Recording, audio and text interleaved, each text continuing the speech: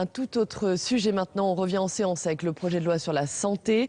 Les sénateurs ont voté hier soir un article important. Les sages-femmes pourront désormais pratiquer des IVG médicamenteuses. La commission des affaires sociales du Sénat avait supprimé cet article, mais les sénateurs, par un vote à main levée, l'ont rétabli. La ministre de la Santé, Marisol Touraine, a défendu cette mesure comme une réponse de proximité pour les femmes qui souhaitent avorter. La sénatrice Les Républicains, Fabienne Keller, a de son côté expliqué que chaque année, 6000 femmes sont contraintes de se rendre à l'étranger car elles ne parviennent pas à trouver de solution à proximité dans les délais légaux. Voilà, tout de suite donc, on va suivre ce débat dans l'hémicycle. Nous reprenons la suite de la discussion du projet de loi adopté par l'Assemblée nationale après engagement de la procédure accélérée de modernisation de notre système de santé. Dans la discussion des articles, nous sommes parvenus à l'article 31. Et à l'article 31, nous avons l'amendement 776. Madame Cohen, vous avez la parole. Oui, Monsieur le Président, Madame la Ministre, mes chers collègues, cet amendement ainsi que ceux qui suivent visent au rétablissement de l'article tel qu'adopté par l'Assemblée nationale, permettant notamment aux sages-femmes de pratiquer l'IVG médicamenteuse avec le recours aux médecins en cas de complications. Si le droit à l'avortement est un acquis majeur et un droit fondamental des femmes, fruit d'un long combat, ce droit reste fragile et en pratique, l'accès à une IVG est parfois problématique. Comme le souligne un rapport récent du Haut Conseil à l'égalité entre les femmes et les hommes, l'IVG est un événement assez courant de la vie sexuelle et reproductive des femmes, puisqu'on estime que près d'une femme sur 3 aura recours à l'IVG au cours de sa vie. Les interruptions volontaires de grossesse, dites médicamenteuses, représentent aujourd'hui plus de la moitié des avortements pratiqués en France. Ce chiffre est en hausse depuis 2009, alors que depuis les années 2000, on a assisté à la fermeture de plus de 130 établissements de santé pratiquant l'IVG. La pratique de l'IVG s'est concentrée sur certains établissements, entraînant des effets d'étranglement et de files d'attente avec des délais pour les prises de rendez-vous. Le manque de moyens et de personnel contribue à rendre le parcours de soins difficile et peu accessible pour les femmes. On a dit d'ailleurs que de nombreux médecins militants, entre guillemets, partent à la retraite et qu'ils ne sont pas obligatoirement remplacés par des médecins ayant les mêmes conceptions. La possibilité pour les sages-femmes de réaliser les IVG médicamenteuses est une avancée permettant de faciliter l'accès à l'IVG tout en reconnaissant le rôle des sages-femmes dans le système de santé. Afin de garantir les conditions de sécurité de la pratique de l'interruption volontaire de grossesse médicamenteuse, nous demandons à maintenir le recours aux médecins en cas de complications. Et j'en profite également pour vous alerter à nouveau sur le manque cruel de gynécologues médicaux, même si, Madame la Ministre, vous avez fait en sorte qu'il y en ait plus. Pour nous, étendre les compétences des sages-femmes doit bien se faire au nom de la santé des femmes et non pas au détriment des gynécologues, comme pour pallier une pénurie. Je vous remercie donc de bien vouloir prendre en compte ces éléments et y compris pouvoir nous apporter des éléments supplémentaires. Merci Madame Cohen. Quel est l'avis de la Commission ? Merci Monsieur le Président. À l'image de la série d'amendements que nous apprêtons à examiner, l'amendement 776 vise essentiellement à rétablir les dispositions supprimées par notre commission qui entendent donner compétence aux sages-femmes pour réaliser donc des IVG médicamenteuses. Il nous paraît absolument indispensable que la réalisation d'une IVG continue de se faire tout au long des étapes de cette intervention par un médecin sous sa responsabilité et son suivi. J'ajoute que l'élargissement de compétences qui est proposé ne paraît pas, et loin de là, faire consensus chez les sages-femmes, puisqu'on les a toutes reçues. Il y en a qui étaient favorables et d'autres qui étaient défavorables, et pour beaucoup d'entre elles. Pour cette double raison, la Commission a fait le choix de supprimer les dispositions concernées. Nous donnons donc, et la Commission donne donc un avis défavorable à l'ensemble des amendements qui entendent revenir sur cette suppression, Monsieur le Président. Je termine en précisant que cet amendement 776 rétablit par ailleurs des dispositions qui n'ont pas lieu de l'être, car elles n'ont pas été supprimées par notre commission. Il s'agit en particulier de la possibilité pour les sages-femmes de pratiquer des vaccinations des personnes qui vivent dans l'entourage du nouveau-né. Merci Madame la Ministre. Oui, Madame la sénatrice, l'objectif que vous affirmez est partagé par le gouvernement, puisque la volonté que je porte, c'est que les sages-femmes puissent pratiquer des interruptions volontaires de grossesse médicamenteuses. C'est une réponse de proximité, c'est une réponse parmi d'autres possibles pour des femmes qui souhaitent avorter. Et l'un des enjeux aujourd'hui, c'est de permettre la diversification des lieux où l'on peut pratiquer, en toute sécurité évidemment, des interruptions volontaires de grossesse. Donc sur cette partie-là de votre amendement, je suis... et aujourd'hui, plus encore que n'importe quel autre jour, puisque c'est la journée où nous célébrons le droit à l'interruption volontaire de grossesse.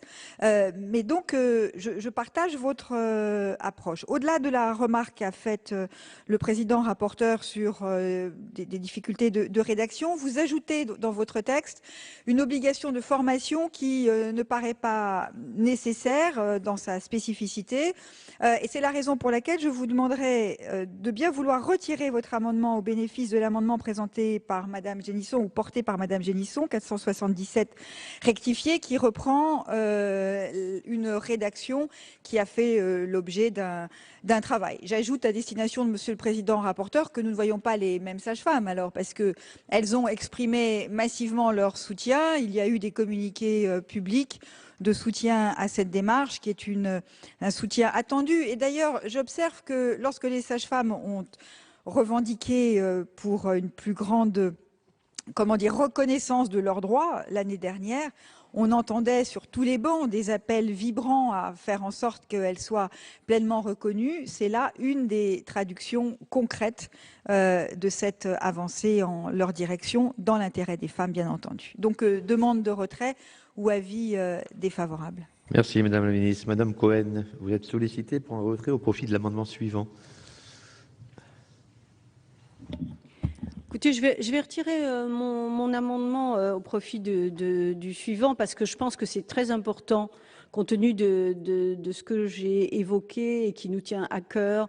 On intervient souvent au niveau de mon groupe et moi personnellement au niveau des fermetures de centres d'interruption volontaire de grossesse, en prenant en compte le fait que nombreuses sont les femmes, hélas, qui sont obligées de recourir à des avortements en changeant, en devant quitter la France. Bon, voilà, pour toutes ces raisons, je vais donc accéder à la demande de Madame la Ministre, en précisant quand même, et je le redis, qu'il ne faudrait pas que cette mesure, en fait, perde de vue le fait qu'il y ait quand même besoin d'avoir un recours, une référence au médecin, puisqu'on le fait quand il y a des grossesses pathologiques, etc.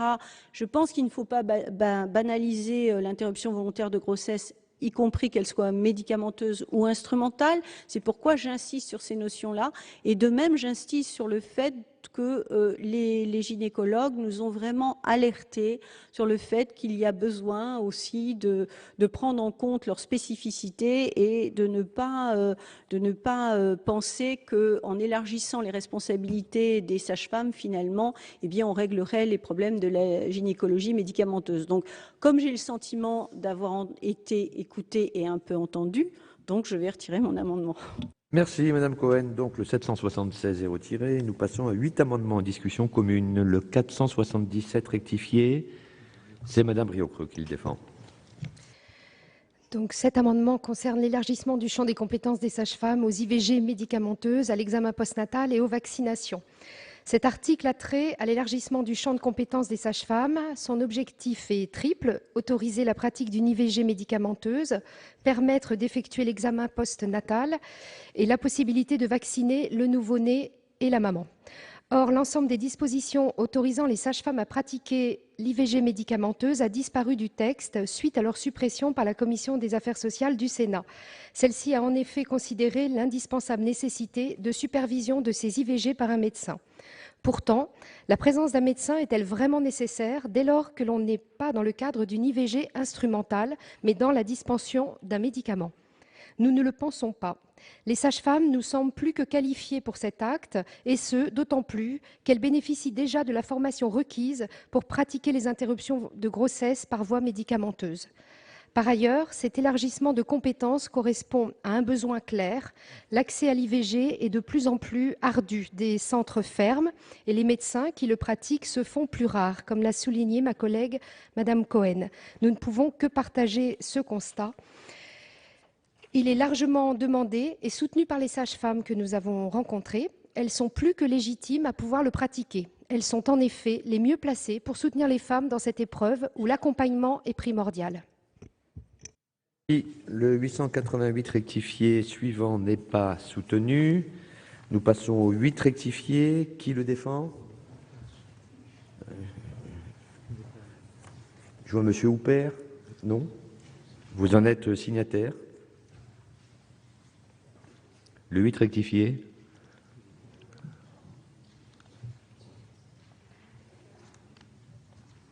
Je suis bon prince. Hein. Bon. Oui. Oui, Monsieur le Président, Monsieur le Président de la Commission, Madame la Ministre, cet amendement est défendu. Il a pour but de rétablir le numéro 1 de l'article 31 pour rétablir les dispositions concernant l'intervention des sages-femmes dans le cadre des IVG médicamenteuses prévues par le projet de loi initial. Certaines de ces modifications proposées à l'article L. 22-12-3 du Code de la santé publique complètent des modifications suggérées par des précédents amendements aux articles 22-15-5 et 22-12-6 de ce code pour limiter les délais d'attente des IVG. Le 842 rectifié, Madame Keller. Identique. Oui, merci beaucoup. Comme vous me le disiez à l'instant, Madame la Ministre, voilà 40 ans que la loi Veil est promulguée. Pour ceux qui ont mon âge ou plus, on se souvient du procès de Bobigny. Heureusement, la société a beaucoup évolué sur ce sujet, mais l'IVG est restée tout à fait considérable. Accompagner les femmes de manière aussi humaine que possible, les informer, les sensibiliser, dans ce moment qui est toujours un moment dramatique pour elles, un moment de choix. C'est donc, je crois, notre priorité très partagée. L'amendement que je propose, qui est identique au précédent, vise à autoriser les sages-femmes, elles aussi, à pratiquer cette technique un peu moins terrible que ce qui est plus chirurgical, qui est l'IVG médicamenteux. Les sages-femmes ont l'habitude des femmes en situation de désespoir, de fragilité psychologique et de difficultés physiques. Elles sauront, comme elles le font toujours, réorienter vers un médecin, celles qui ont besoin d'un complément de consultation plus technique. Mais l'objet de l'ensemble de ces amendements, c'est tout simplement d'ouvrir un peu à des professionnels formés la possibilité de donner accès à l'IVG médicamenteuse, sachant, chers collègues, je crois que notre objectif à tous, c'est de réduire, c'est plus de 200 000 IVG annuels, une femme sur 3 qui vit encore un moment de vie très difficile. L'ouvrir aux sages-femmes ne changera pas la réalité de ces 200 000 femmes, mais pourra peut-être adoucir un tout petit peu ce moment difficile. Et au passage, pour des territoires où les suivis gynécologiques sont assurés par des sages-femmes et plus ponctuellement par des médecins, cela garantit un accès et une rapidité de réponse qui ne pourrait pas être assurée. Je vous remercie.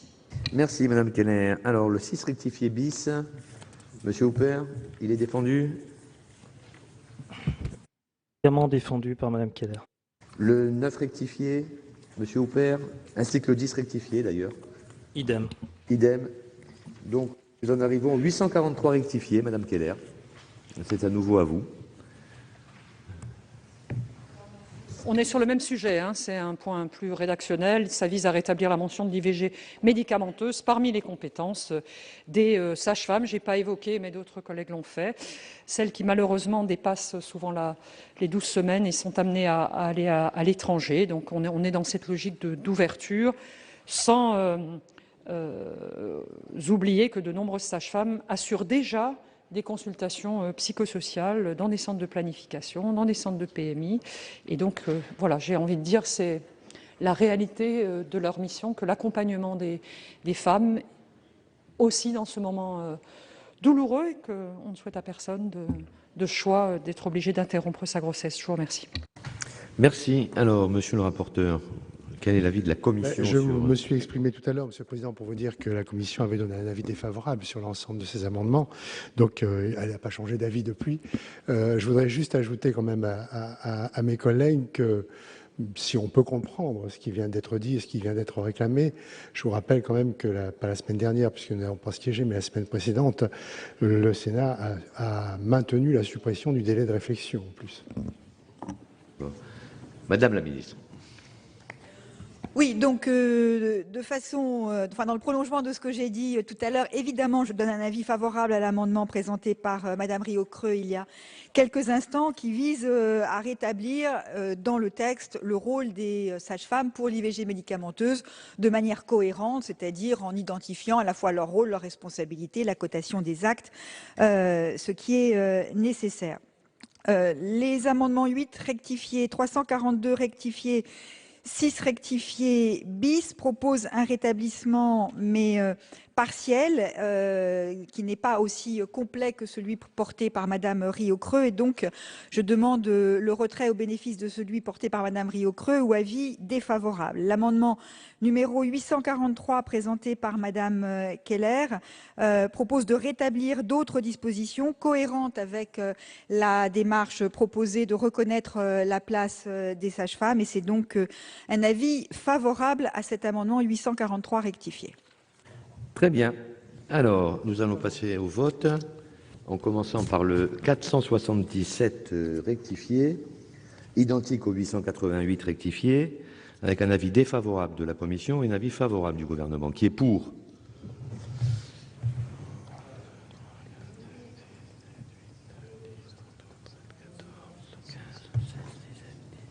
Qui est contre?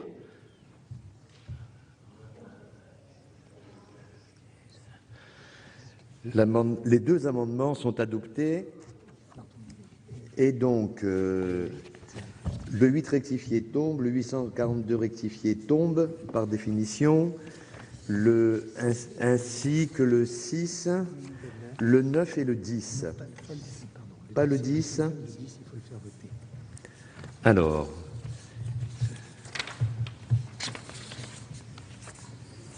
donc je mets aux voix le 10 rectifié, donc avec un avis défavorable de la Commission et du gouvernement, si j'ai bien compris. Donc qui est pour? Qui est contre? Il n'est pas adopté et le 843 rectifié n'est pas tombé, donc je le mets aux voix avec un avis défavorable de la Commission et favorable du gouvernement. C'est bien cela. Donc qui est pour? Qui est contre? Qui s'abstient? Le 843 rectifié est adopté. Voilà, vous avez donc pu suivre la suite de l'examen du projet de loi de modernisation du système de santé. Les sénateurs ont voté hier un article important qui autorise les sages-femmes à désormais pratiquer des IVG médicamenteuses. Vous pouvez revoir bien sûr ce programme sur notre site internet publicsénat.fr.